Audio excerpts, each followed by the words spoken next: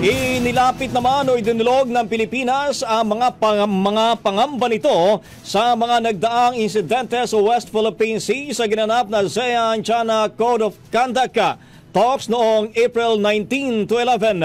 Ayon sa Department of Foreign Affairs, sa naturang pagpupulong ay oportunidad para maipanawagan ng bansa ang pangailangang sumunod sa international law, lalo na sa UN Convention on the Law of the Sea o UNCLOS at 2016 South China Sea Arbitral Award.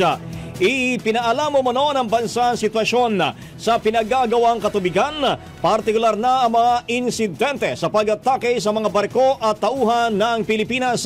Samantala, sinabi ng DFA na natatalakay sa meeting para sa COC negotiations ang paragraph ng draft COC. Kasama na ang umunoy milestone issues, kaugnay ang commitment ng ASEAN at China sa agad na mag-conclude ng substantive at effective na COC. Ang bahaging ito ay hatid sa atin ng Drive Max Coffee. Ligayang tuloy-tuloy!